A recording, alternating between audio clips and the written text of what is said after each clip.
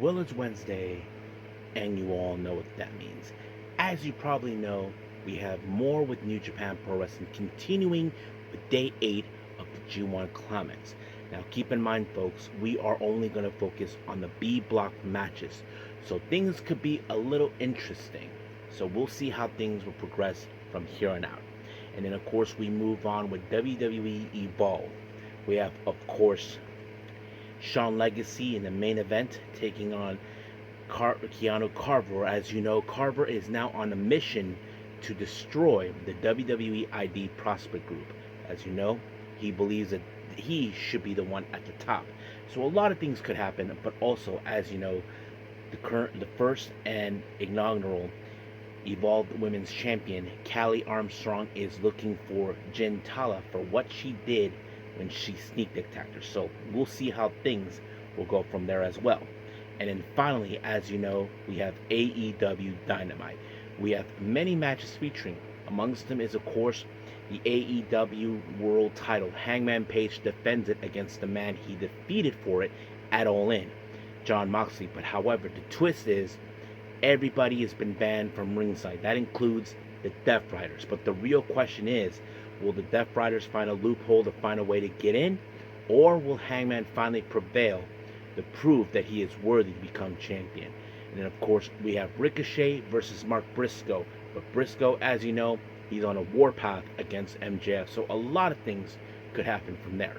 And then, as always, we'll cap up our episode as usual with some news updates to give you guys updates on what's been happening in the world of pro wrestling, such as what events the promotions are throwing out, who's booked, what matches are set, including developments that are happening in the world of pro wrestling as we speak. So, let's get ready for another episode of the Deleted Wrestle Zone.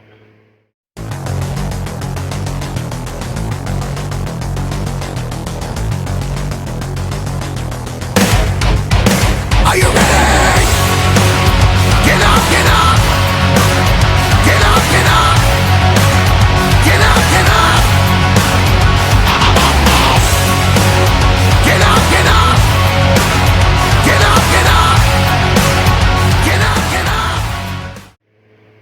Hey everyone, welcome to the Deleted Wrestle Zone, all things that is pro wrestling with AEW, NXT, New Japan Pro Wrestling, TNA, the National Wrestling Alliance, various promotions, wrestlers, matches, and championships.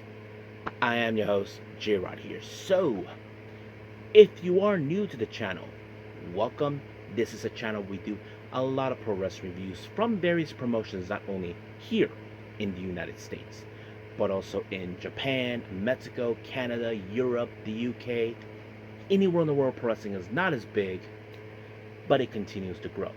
We also, of course, do discussion videos, talk about various topics such as the wrestlers themselves, the promotions, factions, storylines, whatever we want to talk about.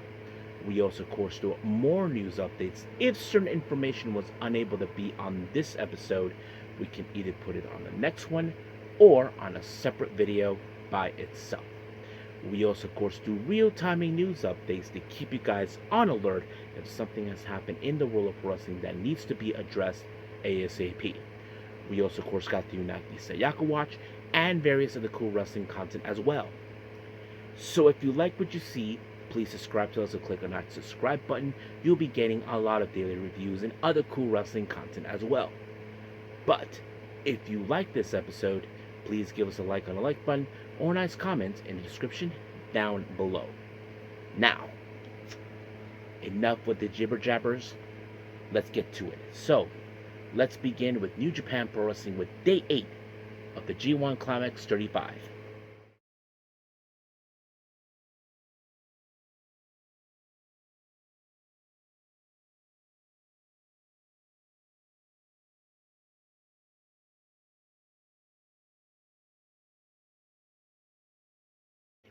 The G1 Climax. So, let's get to that. Now, as you know, in the B block, we only have one match that's been forfeited. As you know, Gabriel Kidd is officially out of the tournament, but I forgot who is in fact supposed to win, who got the win by default due to Gabe Kidd being injured. Let me pull that up real quick, so that way we know. I know they have it right here.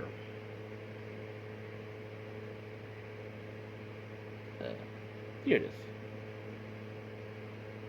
Okay, so Yoshihashi, by default, he gets 2 points. So by then I think he has about 8 points in total as we speak. As you know, that's how it goes. Now, our first match involving the G1 in the B block, we have the Great Khan versus El Fantasmo. Now, it's no secret for those who have been following New Japan that these two have butt-headed twice before.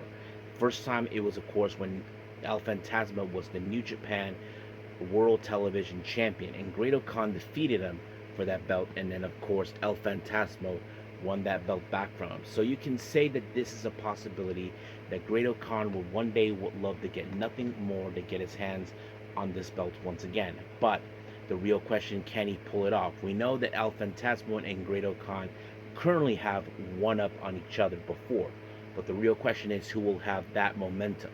In this case, we have seen some interesting maneuvers, but out of nowhere, the Great Khan was able to apply a super eliminator from the top of the turnbuckle, and just like that, 1, 2, 3, it was over. And this gives Great Khan with the total points of 6, leaving El Fantasma with the total points of 2. Now our next match, this is one match that I think that many fans do not want to see. Ren Narita versus Drilla Maloney. As you know, Ren Narita as a member of the House of Losers. This is the last thing, of course, that anybody wants to see, is a member of the House of Torture or the Losers winning this top spot. But however, he has to go through Drilla Maloney. It's no secret, as you probably know, that both the House of Losers and the War Dogs have faced off.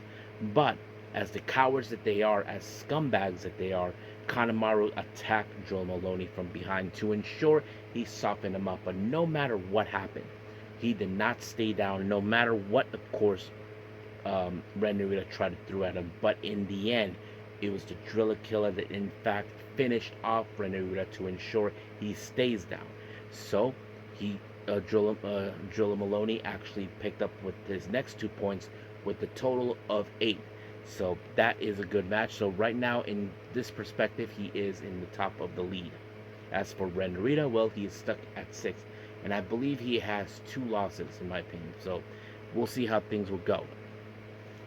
Now, our next match, we have Shingo Takagi taking on Shota Umino. It's no secret these two guys had met before, but this match was a brutal powerhouse. I mean, Shota Umino, we have seen how much he has evolved. You know, people have criticized him that he tried to be as Naito, he tried to be as Tanahashi, but he has changed a little bit. But in the end, it was Shingo Takagi who picked up the win when he applied the Burning Dragon, and just like that, 1, 2, 3, it was over, leaving Shingo with the total points of 4, but Shota Umino remained at a total of 4 points. Our main event, this one is a good one. We have the Alpha, Konosuke Takeshita, taking on the frontman, Zack Sabre Jr., our current IWGP World Heavyweight Champion. Now, as you all know, if Takeshita wins this match, if he's unable to pick up win the entirety of the tournament, he can cash in an opportunity against Zack Sabre Jr. for the title. But as you know, Zack Sabre Jr. has dealt with tougher individuals in the past, and I think this is one of those matches where Zack Sabre Jr. was put through the test, and that's exactly what he tried to do. In the end, he used his technical techniques and his submission specialties in order to pick up the win. He put Takeshita in a submission, and just like that, Takeshita had no choice but to tap out. And this should be his second loss. His first loss was against El Fantasma, but that's how it is. And both men, of course, both Takeshita and Zack Sabre Jr. Ended up with a total points of 6 each. So we'll see how things will go from here on out with them. And I'm sure the next one, hopefully, if we do have it, it's going to be the A block. If not, then we'll probably have the co-ed types. So we'll see what happens. But as of right now, we are officially done with New Japan. Let's move on with WWE Evolve.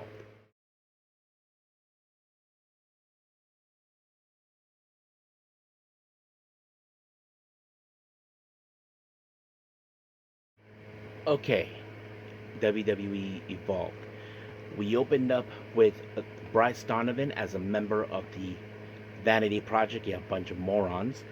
that he takes on against Marcus Mathers. Those who haven't seen him, you may have seen him in the independents coming from Jersey Championship Wrestling, Game Changer Wrestling, and various other promotions. He is a very talented wrestler. But of course, when it comes to Bryce Donovan as a member of the Vanity Project, yeah, him and his loser buddies are always on ringside to ensure that this match was going to go in Donovan's favor. However, of course, they tried to take each other out. But at some point, when everything was distracted, apparently that's when Bryce Donovan made his initial attack, applied the black hole slam onto Marcus Mathers, and just like that, 1, 2, 3, it was over. Now, as you all know, recently Keanu Carver attacked Timothy Thatcher during the match, and of course putting him out. However, Keanu Carver has a new mission, is to wipe out the entirety of the WWE ID prospect. And of course, Sean Legacy is one of them. Now, of course, Thatcher is giving a little bit of a prep talk, knowing that he knows Carver is not going to be an easy opponent to take down. So he's trying to get him mentally prepared, knowing that he is stepping into the lion's den. So we'll see what happens in our main event from that. Now, Callie Armstrong, as you know, recently she is not in a happy mood. As you know, weeks ago, ever since this entirety of WWE Evolve started, there were strings of attacks on the women of the locker room in Evolve. However, no one knew who it was until a week ago. It was revealed it was none other than Jin Tala. Or was it 2 weeks ago? Jin Tala revealed the reason she did what she did is that she was tired being nice when she was on the LGF brand and led this moment. However, now she is aiming for the championship. Now, Callie Armstrong, of course, is acknowledging what just transpired, but she made it perfectly clear. I don't need to attack people from behind for this. If she wanted a title shot, all she had to do was ask. But however, of course, Tyra May Steele decided she was going to take her opportunity and challenge for this championship. Decided, forget about Jin Tala. It's all about me now. However, Kylie has felt like, hell no, bitch. I want Jin Tala. And of course, Jin Tala knows how much Callie Armstrong wants to get her hands on her. But of course, Tyra was not going to be ignored, but Jin Tala wiped both ladies out, both Steele and Armstrong, leaving the point that she will walk away as the brand new WWE Evolve Women's Champion. So we'll see how that goes. Now, in an interview with Chuy Martinez, he talks to Jamar Hampton. Jamar, as you know, will be facing against Jack Cartwheel, a wrestler, if many of you guys know him, in the independents. He is that good and an unbelievable wrestler when it comes to him doing cartwheels and gymnastics type of things. Hampton feels that he can try to measure up and try to put him down on the ground. But in the match, you can tell he tried in every aspect. I mean, Jack Cartwheel, we know he can pull up some insane moves. But in the end, he had to find ways to take down Jamar Hampton. But it was in fact, of course, Jamar was distracted with the arrival of It's Gal. As you know, It's Gal tries to get under his skin, and this led to Jack Cartwheel to apply one of his moves. Now, I wouldn't be surprised, of course, if Jamar Hampton gets his hands on It's Gal to teach him a lesson for what he did. So we'll see what happens. Now, our main event is Keanu Carver taking on Sean Legacy. Now, of course, Legacy is a guy who we often say he could be the face of WWE Evolve, but the only way to do that is to get the Evolve Championship. But he has to go through Keanu Carver, a man who's on a mission to destroy the WWE prospect, and that's exactly what he tried to do. Sean Legacy tried to pull up every weapon in his arsenal to take him down, but in the end, it was Keanu Carver that pulled up that twisty suplex move onto him, and just like that, 1, 2, 3, it was over. However, he called out Jackson Drake. He wants a shot of the WWE Evolve Championship. But the real question we ask ourselves is Jackson Drake is going to acknowledge it or be a coward?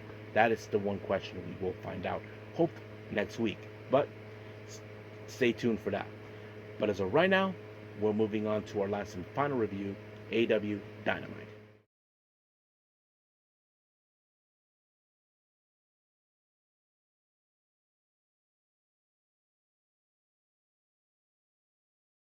Okay, final review, AEW Dynamite. We open up, as you know, there is a tag team tournament. Whoever will challenge the Hurt Syndicate for the AEW World Tag Team belts. Now, as you know, FTR were in a match against Jet Speed and they succeed.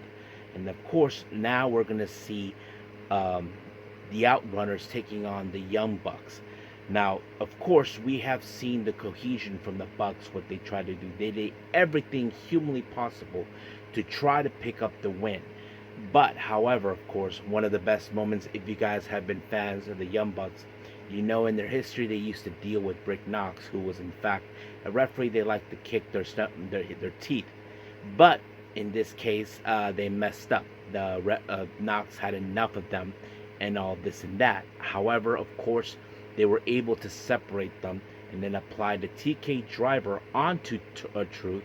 And just like that, 1, 2, 3, they advanced. However, of course, Okada showed up to give them a beatdown. But, however, whose house? Swerve shows up.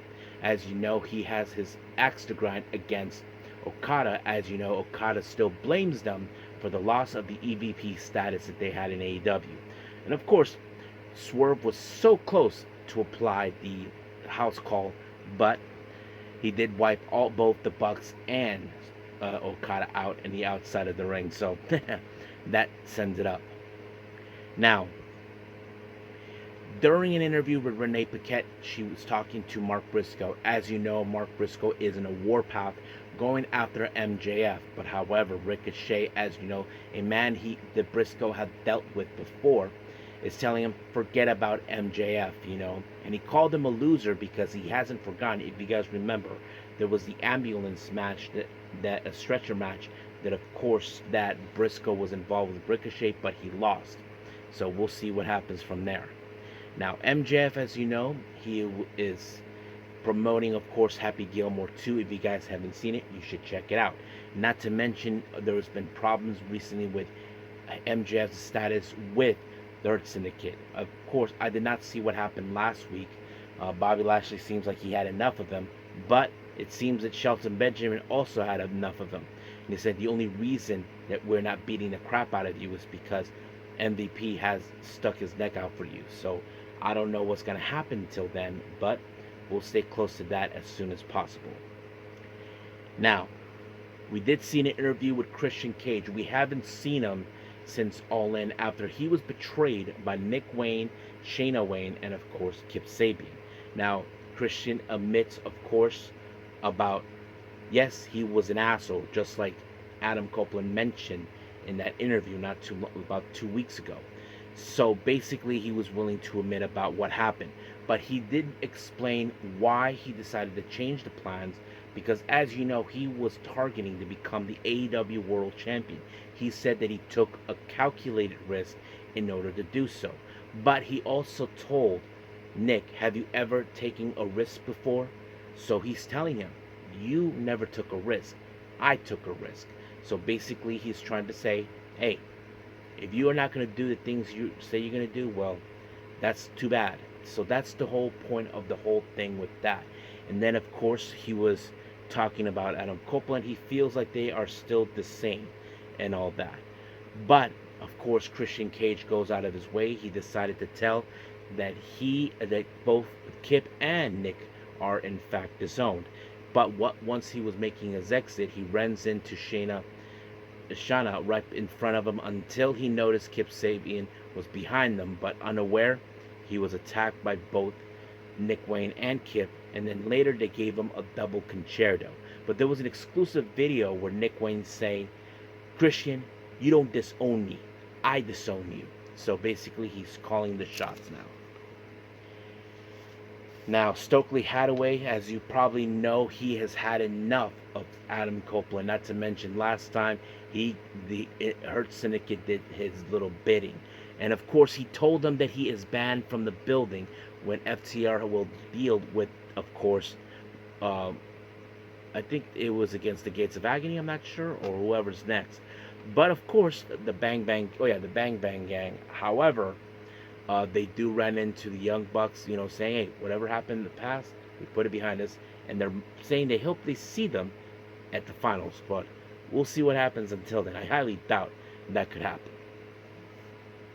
Now, our main event is for the AEW World Championship, but everyone else is banned from ringside. As you know, Jon Moxley, as you know, he is not happy with the loss of the AEW World Title because he feels that Hangman Page doesn't have the right to become champion. But Hangman now calls the shot.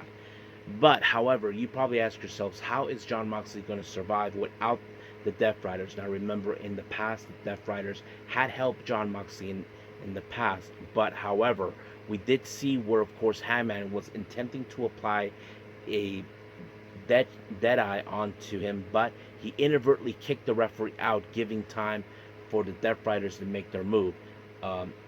Both Claudio and Wheeler Yuta showed up in hopes they can distract, but however, Marina Shafir showed up with the belt and then gave it to Moxley. He whacked Hangman with it, and then of course, when that happened, 1, 2, he kicked out, of course, which was the last thing they needed. They tried everything humanly possible to try to regain what was taken. However, of course, security had enough of Marina and the Death Riders getting involved until when they were being escorted out, Darby Allin wiped everyone out, in Marina, Wheeler, and Claudio, and this put a distraction to Jon Moxley, realizing that he dropped the ball by not realizing that he has Hangman in his sights, and because of that, it cost him. And then we did see, of course, the buckshot lariat in the end, and just like that, 1, 2, 3, it was over. So Hangman Page retained the championship. However, I do have that distinct feeling now, because the belt is lost, that Jon Moxley has been unable to obtain it. I have that distinct feeling that he's going to come after, of course, Darby Allin for his interference for the last time. So we will see what happens. Now, our next match, we have Billy Starks versus Athena taking on Alex Windsor and Toni Storm. Now, remember, Athena won, of course, the Casino Battle Royale, and she has the contract to challenge for the AEW World Title anytime, any place, anywhere at her choosing. As you know, Athena claims now that she is going to become the AEW Women's Forever Champion. She has already reigned supreme as the Ring of Honor Women's World Champion, and now she decides. However, one thing is interesting is seeing both Alex and Toni coexisting very well. I mean, we hardly ever see Toni Storm interact with anybody. However, of course, Athena was able to walk away with the win when she applied the O-Face on Toni Storm, giving her the message that one way or the other, she's going to execute her and end her reign once and for all, and she'll fulfill her destiny as the AEW Women's Forever Champion. So we will see when that day happens. Now, Hangman Page was conducting an interview with Renee Paquette until MJF showed up. Now, of course, Hangman needs to tell him, you better challenge me sooner or later, because as you probably know, I got lines of people who want a shot at me, and I know one of them is Mark Briscoe, because he told him, if you don't deal with him, and not to mention, you don't got the Hurt Syndicate behind you. So basically, he's telling him, you got to do something about it, or that's pretty much it for you. So that's an interesting thing to see. Now, we did see another interview, this time with Willow Nightingale. Apparently, she wants to get her hands on Tekla, but as you all know, Tekla has formed a brand new faction with herself, with Julie Hart and Sky Blue, called the Triangle Madness. So in Collision, Willow Nightingale will get her hands on Tekla. So we'll see what happens until then. Now, our main event is, of course, the Ricochet versus Mark Briscoe. Now, it's no secret that Ricochet was going to have the Gates of Agony to deal with them. However, of course, while Ricochet thought he had everything under his control, apparently it was not, because the Gates of Agony were attacked by opponents for the Tag Team Title Tournament, the current ROH World Champion Bandito, and of course, Brody King. So as you know, those two teams will meet up, and because of that, that allowed for Mark Briscoe to make his move. It took a bit of a while until he finally applied the J Driller, and just like that, 1, 2, 3, It was over. However, now that this match is out of the way, Briscoe wants to get his hands on MJF. However, MJF put himself in a Titantron, not realizing for Briscoe that this was a trap, and that's exactly what happened. But of course, Hangman Page did everything power to save him, and that's exactly what he did. And of course, MJF ran like the coward that he is. So we'll see what happens until then. We have to see sooner or later Mark Briscoe versus MJF. So we'll see where that leads us. So I think that's pretty much it right now. So I believe it's time to end this whole thing and go up into our last and final thing, news updates.